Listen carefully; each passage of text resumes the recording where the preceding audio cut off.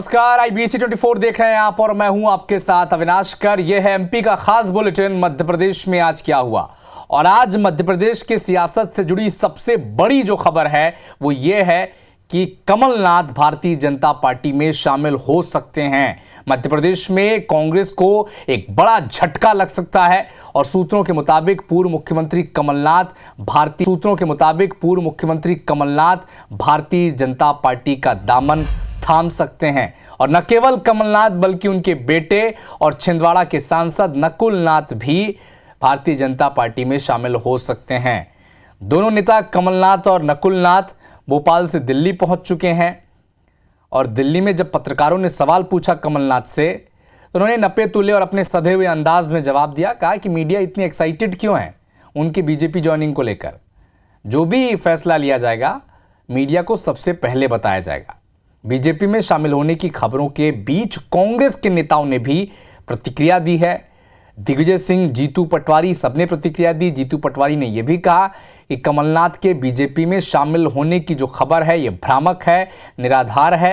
याद दिलाया जीतू पटवारी ने कि कैसे 1980 का चुनाव जब कमलनाथ ने लड़ा था तो उनके प्रचार में जब इंदिरा गांधी मैदान में उतरी थी तो जनता से यह कहा था कि कमलनाथ उनके तीसरे बेटे हैं। जीतू पटवारी ने यह भी कहा कि कोई सोच सकता है कि इंदिरा गांधी का जो तीसरा बेटा है वो कभी कांग्रेस छोड़ेगा। तो एक तरफ जीतू पटवारी कांग्रेस पार्टी के लोगों को और मीडिया को यह आश्वासन देते दिखे कि कमलनाथ कांग्रेस में ही रहेंगे, तो दूसरी तरफ कमलनाथ के कट्टर समर्थक, खांटी समर्थक सज्जन सिंह वर्मा, पूर्व मंत्री, उन्होंने कहा कि कमलनाथ के साथ पिछले 40 साल से वो काम कर रहे हैं और कमलनाथ जिस तरफ जाएंगे सज्जन सिंह वर्मा भी उसी दिशा में आगे बढ़ेंगे। बात यह है कि अगर ऐसी कोई बात होगी मैं आप सबको सबसे पहले खबर करूंगा। खबरें हैं, निराधार है। कोई किसी प्रकार की वो भावना कभी सपने में आप सोच सकते हो कि इंदिरा जी का तीसरा बेटा कांग्रेस छोड़ सकता है? 40 बसंत मैंने उनके साथ काम किया है, तो जिंदगी के इस पखवाड़े में मैं कहीं अलग हटके जाऊं शायद संभव नहीं है। जिधर उनके कदम जाएंगे उस तरफ मेरे कदम भी उठेंगे। दिल्ली जाने से पहले सांसद नकुल नाथ ने कार्यकर्ता सम्मेलन की बैठक की। कहा कि छिंदवाड़ा के लिए जो काम कमलनाथ ने नहीं किया है वो मैं करके बताऊंगा। सुने क्या कहा नकुल नाथ ने। आपने हमेशा अपना प्यार और आशीर्वाद कमलनाथ जी को दिया, वही प्यार और वही आशीर्वाद मुझे भी देंगे कि मैं दोबारा छिंदवाड़ा को विकास की उस दिशा में ले जाऊं जो कमलनाथ जी ने भी आज तक नहीं किया। तो नेताओं के दिल्ली पहुंचने का सिलसिला लगातार जारी है और इसी कड़ी में दिल्ली में केंद्रीय मंत्री शेखावत से मुलाकात की है मध्य प्रदेश के कैबिनेट मंत्री तुलसी सिलावट ने। और इस दौरान सिलावट ने मध्य प्रदेश के बांध और तालाब के पुनरुद्धार के लिए एक खास स्पेशल पैकेज की मांग की है। 150 करोड़ की राशि आवंटित करने की मांग जल संसाधन मंत्री गजेंद्र शेखावत से उन्होंने ये मांग की है। तुलसी सिलावट ने चंबल सिंध पार्वती नदी पर ERC परियोजना के लिए धन्यवाद भी ज्ञापित किया। केन बेतवा लिंक परियोजना के संबंध में भी चर्चा केंद्रीय जल शक्ति मंत्री से की गई है। तो सियासी खबरों के बाद रुख करेंगे कुछ नॉर्मल खबरों का। मुरैना के भटौरी ग्राम पंचायत में दबंगों ने एक दलित परिवार को अंतिम संस्कार करने से रोक दिया, जिससे 4 घंटे तक उसका अंतिम संस्कार नहीं हो पाया। अपर कलेक्टर को जैसे ही सूचना मिली तहसीलदार RI पटवारी को मौके पर जाने के निर्देश दिए। मौके पर जब पहुंचे तो पता चला कि दबंगों के सरकारी जमीन पर कब्जे की बात सामने आई। अपर कलेक्टर ने सरकारी जमीन को दबंगों से कब्जा मुक्त कराने के निर्देश दिए हैं। ग्रामीण कह रहे हैं कि दबंग लंबे वक्त से सरकारी जमीन पर कब्जा करके बैठे हैं। कई लोगों को गांव में अंतिम संस्कार के लिए जगह तक नहीं मिल पाती। लोगों को या तो सड़क के किनारे अंतिम संस्कार करना पड़ता है या फिर अपनी निजी जमीन पर अंतिम संस्कार लोग करने को मजबूर हैं। यहाँ से क्या कुछ लोग थे उन्होंने ये मना कर दिया था कि यहाँ से नहीं निकलोगे ना तारपट्टी हटाओगे, जो भी करना वो कर लेना बस। रोड पे जला रहे हैं, क्या करें, उन्होंने लिख के दिया है। वहाँ कुछ शमशान की भूमि पर अतिक्रमण का मामला संज्ञान में आया है। तहसीलदार के द्वारा कार्रवाई की जा रही है। तहसीलदार ने स्वयं जाकर अपनी टीम के साथ फिर दाह संस्कार कराया। कोई सामाजिक वैमनस्य की स्थिति कहीं निर्मित नहीं हुई। किसानों के द्वारा ये आपत्ति व्यक्त की वही कि आप इस रास्ते से नहीं निकलो, जो सरकारी रास्ता है वहां से निकलो। तो शमशान में अंतिम संस्कार के लिए किसी ने नहीं रोका, पर अपने खेत में से, निजी खेत में से निकलने के लिए कोई व्यक्ति रोक सकता है। उस वाली बात को लेकर के विवाद हुआ था, उनकी बाद में सहमति बन गई और शांतिपूर्वक दाह संस्कार हुआ। इधर शिवपुरी के ग्राम सिला नगर में जादू टोने के शक में ग्रामीणों ने एक बुजुर्ग दंपत्ति की चप्पलों से पिटाई कर दी, उनके कपड़े तक फाड़ दिए। पीड़ित महिला का आरोप है कि पूरे गांव के सामने उसे और उसके पति को जूते चप्पलों से पीटा गया, उनके मुंह में मैला भर दिया गया। घटना के बाद पीड़ित दंपति ने एसपी ऑफिस पहुंचकर इसकी शिकायत दर्ज करवाई है। महिला की शिकायत के बाद पुलिस ने कार्रवाई का भरोसा बुजुर्ग दंपति को दिया है। वो ले गए फिर मार के और बता मैं कहाँ से बता रही हूँ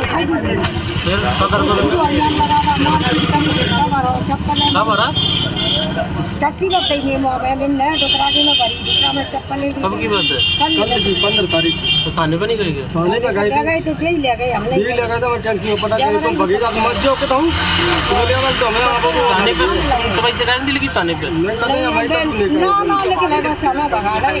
हाँ, एक विवाद हुआ था इसमें जिसके द्वारा ये आरोप लगाए गए हैं कि मारपीट वगैरह हुई है। आवेदन दिया था इस तरह का, तो उसकी जांच कराई जा रही है वस्तुस्थिति। इधर कटनी में यातायात पुलिस के प्रधान आरक्षक सुजात अली ने अपनी पत्नी को प्रेमी के साथ रंगे हाथों पकड़ लिया।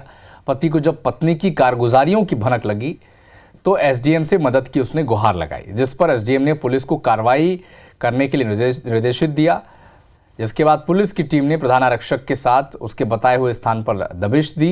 प्रधान आरक्षक की पत्नी और उसके प्रेमी के साथ मौजूद होने पर गिरफ्तार उन्हें किया गया। पति की शिकायत पर पुलिस आगे की कार्रवाई में जुटी है।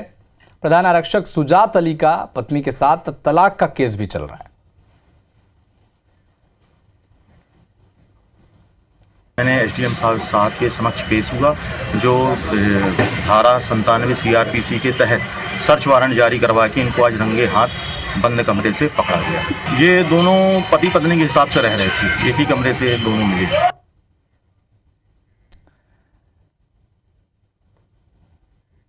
इधर इंदौर में बच्चों से भीख मंगवाने के मामले में पुलिस ने 2 बदमाशों को गिरफ्तार किया, साथ ही 4 बच्चों का रेस्क्यू भी किया गया है। आरोपी बच्चों को नशा करवाकर भीख मंगवाते थे। भिक्षुक मुक्त इंदौर अभियान के तहत यह कार्रवाई की गई है। फिलहाल सराफा पुलिस अन्य आरोपियों की तलाश कर रही है। बच्चों को नशा करवाकर भीख मंगवाया जा रहा था। इस गिरोह का पर्दाफाश हुआ है। 2 लोगों को पुलिस ने गिरफ्तार किया है।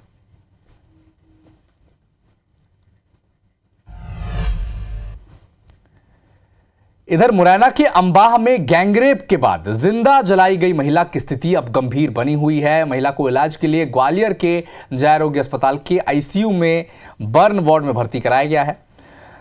पीड़ित महिला के पति ने आरोप लगाया कि चांदपुर गांव के गौतम, मदन, राकेश, राधा ये वो नाम हैं जिन्होंने उसकी पत्नी के साथ पहले गैंगरेप किया, फिर उसे जिंदा जला दिया गया है। पीड़ित महिला पति पर के रेप के मामले में समझौते के लिए आरोपियों के पास गई थी। पीड़ित महिला के पति पर चांदपुर की रहने वाली युवती ने रेप का केस करवाया था। युवक का कहना है कि शुक्रवार दोपहर किसी ने उसे फोन पर बताया कि उसकी पत्नी को जला दिया गया है। वो उसकी कथित प्रेमिका के घर पर गंभीर स्थिति में पड़ी है, जिसके बाद वो मदद मांगने के लिए अंबा थाने पहुंचा, लेकिन पुलिस ने उसे डांट कर भगा दिया। मदद नहीं मिली तो उसने डायल 100 पर फोन किया। फिलहाल पुलिस ने अब मामला दर्ज किया है और जांच शुरू कर दी है। उज्जैन में असामाजिक तत्वों ने मंदिर में प्रतिमाओं को खंडित किया है। इंदिरा नगर स्थित मंदिर में बनी मंदिर की प्रतिमाओं को तोड़ दिया गया। मौके पर विश्व हिंदू परिषद समेत पुलिस बल तैनात है। घटना चिमनगंज थाना क्षेत्र की है।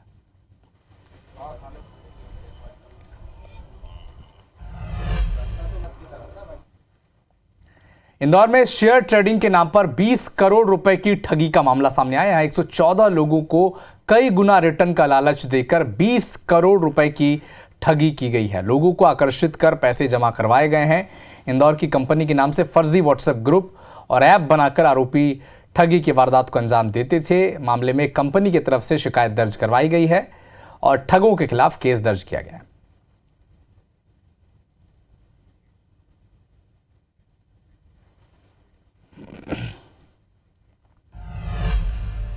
और अब बात DAVV के स्टूडेंट्स की। इंदौर के देवी अहिल्या यूनिवर्सिटी के छात्रों के सामने एक नई मुसीबत शुरू हो गई। दरअसल फाइनल ईयर की परीक्षा में शामिल होने वाले 2000 से ज्यादा स्टूडेंट्स ने एडमिट कार्ड पर अपने मूल विषय की जगह दूसरे विषयों को डाल दिया है। और अब जब छात्रों ने इसमें सुधार के लिए यूनिवर्सिटी से गुहार लगाई है तो प्रशासन ने हाथ खड़े कर दिए। स्थिति तब है जब ठीक अगले महीने के पहले दिन से ही परीक्षा शुरू होनी है। यूनिवर्सिटी प्रशासन का कहना है कि छात्रों को एडमिट कार्ड में चुने हुए विषयों के आधार पर ही एग्जाम देना होगा।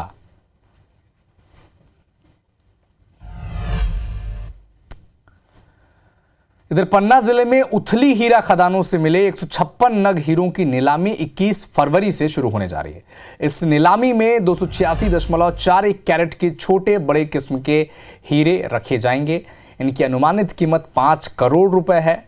इस बार नीलामी में सबसे खास बात यह रहेगी कि इसमें कई ऐसे नायाब हीरे हैं जिनकी बोली 1 करोड़ या उससे अधिक तक की जा सकती है। हीरों की नीलामी सूरत, मुंबई जैसे जगहों पर होगी। व्यापारियों के आने की संभावना है। हालांकि काफी समय बाद हीरों की नीलामी से अच्छा खासा राजस्व मिलने की संभावनाएं हैं। पहले चरण में हीरो की प्रदर्शनी लगाई जाएगी और दूसरे चरण में नीलामी की जाएगी। बड़े डायमंड नीलामी में रखे गए हैं जो कि विशेष आकर्षण का केंद्र रहेंगे। सिवनी जिले में अलग अलग जगहों पर प्रशासन की टीम छापेमार कार्रवाई करती दिखी है। दरअसल जिले के कई जगहों पर सेल्फ हेल्प ग्रुप यानी कई स्व सहायता समूह पर नियम के खिलाफ जाकर रेडीमेड गणवेश स्कूलों में सप्लाई करने का संदेह था, जबकि स्व सहायता समूह की महिलाओं को जो उक्त गणवेश स्वयं सिलवाकर स्कूलों को सप्लाई करनी थी। इस पूरे विषय पर शिकायत के बाद प्रशासनिक अमला हरकत में आ गया है और अब दबिश दी जा रही है। फिलहाल अलग अलग जगहों के कई स्व सहायता समूहों के पास से बड़ी संख्या में गणवेश अधिकारियों की टीम ने सामान जब्त किए हैं। जांच के बाद भी अग्रिम कार्रवाई की बात अधिकारी कर रहे हैं। शासन स्तर से स्व सहायता समूह के माध्यम से ड्रेस तैयार करके दी जानी थी।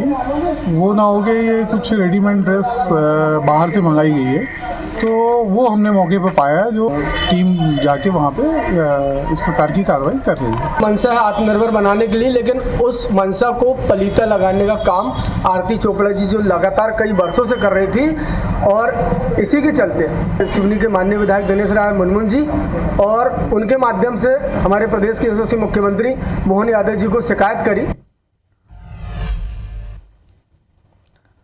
हटा के रजपुरा थाना प्रभारी राजीव पुरोहित को ग्रामीणों ने अनोखे ढंग से विदा किया। गांव वालों ने थाना प्रभारी को घोड़े में बैठाकर ढोल नगाड़े बजाकर विदाई दी। गांव वालों ने थाना प्रभारी को घोड़े में बैठाकर पूरे शहर में घुमाया।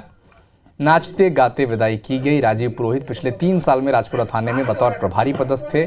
हाल ही में उनका तबादला हुआ है।